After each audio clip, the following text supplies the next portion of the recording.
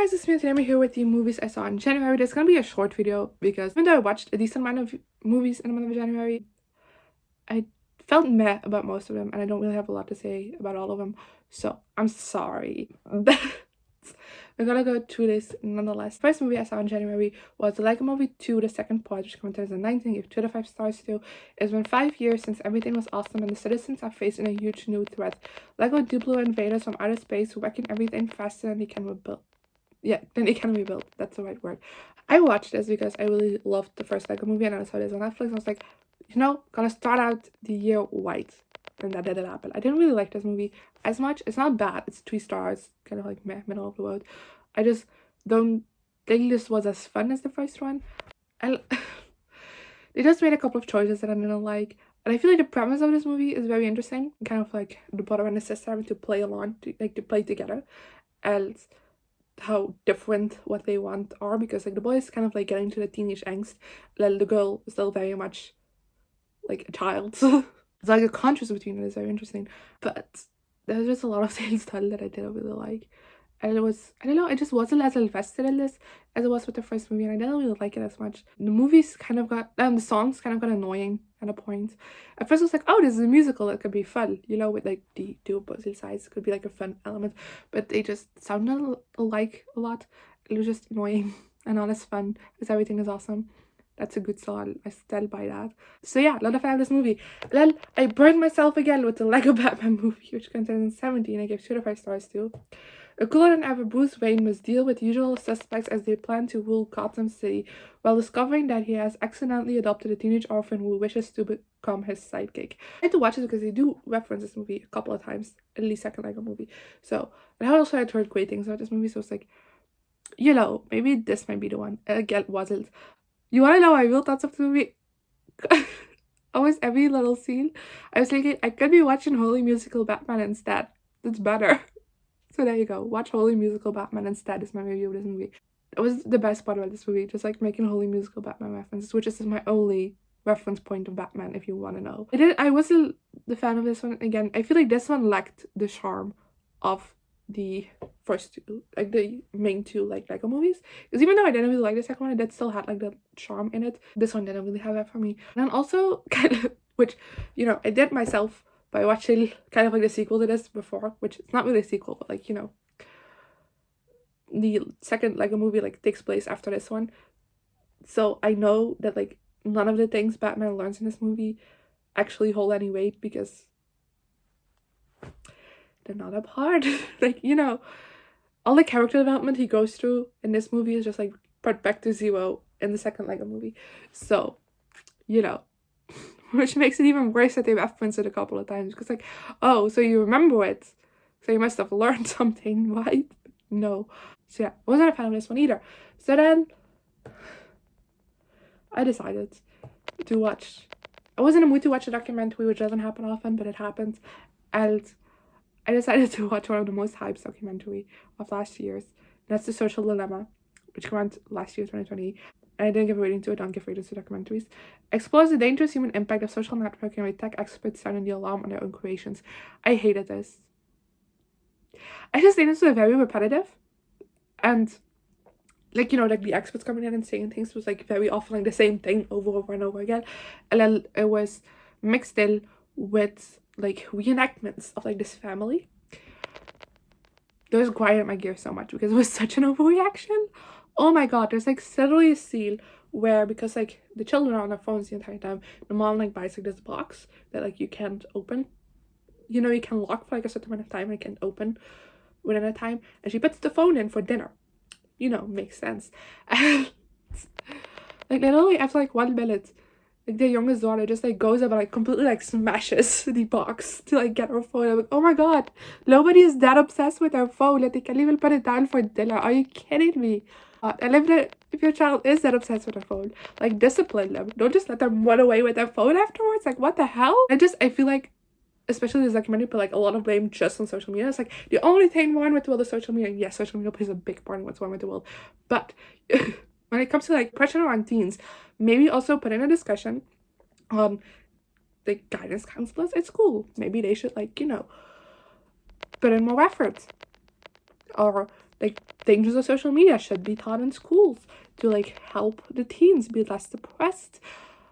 Or, you know, when it comes to like kids being obsessed with their phones, step in as parents, you know. I feel like a lot of the solutions to things will like just eradicate social media forever instead of like thinking about other things. Next up, I watched Sleeping Beauty, which came out in 1959 and it was a rewatch. I gave 2 out of 5 stars. After being snubbed by the royal family, why are there always words in this that I don't know how to pronounce? Malevolent, that's definitely one. Fairy places a curse on a princess which only a prince can break, along with the help of 3 good fairies. First of all, that description is very heteronormative. True love can break it, not a prince. What the hell? A princess can break it as well? Okay. I'm just saying, technically by the rules, it's just a true love's kiss. They didn't jello that. Fuck IMDb. I watched this as a part of my series, so I'm watching my calendar, which I had so much fun filming that video, so go check it out. I'll link it down below.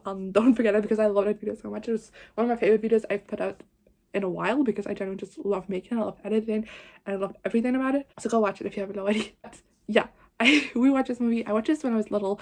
Don't remember much of it. I didn't grow up on Disney as much as other people did. I mean, I definitely watched like the classics, but I wasn't obsessed with Disney and other things. And therefore, my memory of them is very bad. My memory in general is very bad. So I thought it would be fun to kind of just like, I think most of them will be rewatches series. And I had a lot of fun watching this movie, but that's mainly because of me like having commentary on it and making a video. I had a lot of fun with that. But the movie itself was kind of boring. Aurora feels like a side character in her own movie, which is very weird. I don't like most of the characters. The only characters I liked were Merryweather and Maleficent. I was very surprised by loving Merryweather so much. Oh my god, she's amazing. I love her so much. Can I have a Merryweather movie? I don't care about the other 2 fairies at all, but can we have a Merryweather movie? Oh, I would love that. I don't know. It's a very cliche story, of course. Very Disney-fied from the original. Because I did grow up with the original fairy tales. Yes, I messed up like that. So I know this is very different from that. But I still had fun watching it. But it's like average in the world because I think if I wasn't making that video, I would have disliked this movie way more than I did. But yeah. Then, next up, we have Paddington 2, which comes in 2017 and give 2 out of 5 stars to. Paddington, now happily settled with the Brown family and a popular member of the local community, picks up a series of odd jobs to buy the perfect present for his Aunt Lucy's 100th birthday, only for the gift to be stolen. I find, again, this is what I watched in the hopes of like, I'll love this because I love the first Paddington movie. It's one of those comfort movies, you know? This wasn't that. This didn't have the same charm for me. The storyline, I didn't really like that much. I don't know. I don't know. I feel like the villain in this movie was very the first one also was. But I feel like the first one was more like focused on like happy family times. While this one was more focused on like the, you know, the storyline with like the villain and everything. I felt like that was just a little bit too convoluted. I didn't really like that. The only thing I really like, it's one of my tropes I really like, where like in the beginning, you set up your characters like very specific interests. And then you're just like, okay, what's the point of this? I don't... And then, you know, by the end, when it comes like the big conflict, they have to, like, their specific interests are the things that like saves everything. I really love those things, and that was the case in this movie, and I love that. And of course, like, if you watch this movie, the very end made me cry. I'm not heartless, you know? It's not sad, it's heartwarming, don't worry. I cried my eyeballs out. And that was right before the exam as well, so whew. So before you think I hate everything, let's talk to you about the last movie I watched this month, and it's 10 Things I Hate About You, which was in 1999 and gave 5 out of 5 stars to. A pretty popular teenager can't go out on a date until an ill-tempered older sister does. I love this movie so much. Oh my god, I've been meaning to watch this for so long because like a classic rom-com. I hate myself for not watching this earlier because damn, this was good. Oh, I love this. The main character and the love interest, very great personalities. Had loved them so much. And then the way the personalities just like matched together, brilliant. And then the way the romance developed, brilliant. I always love when the bed is involved. You know, I usually prefer it when the bed is like between like the two people in a way like that get into a relationship later on. But either way, I love when the bed is involved. And I think this one was done. Well, it's not really a bet.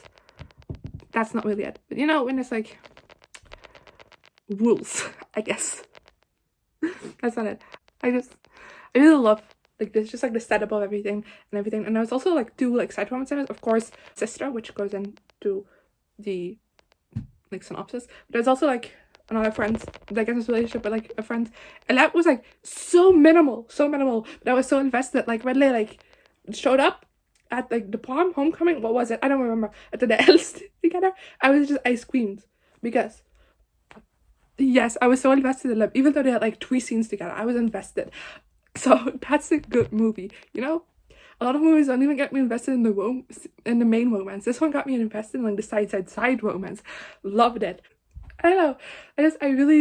I'm not usually a fan of like the grand gesture scenes because I think it's very awkward, but this one was so well done because I feel like it was more awkward for the love interest rather than the main character.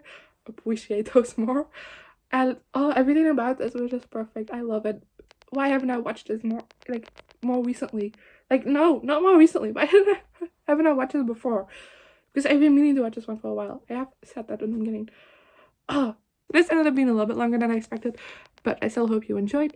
Let me know in the comments below what you thought of these movies if you watched them before, as well as some movies you watched in January. And I guess I'll see you guys next time. Good. Here I am again, the same old situation. Why does the God thing have to be so complicated? Should've played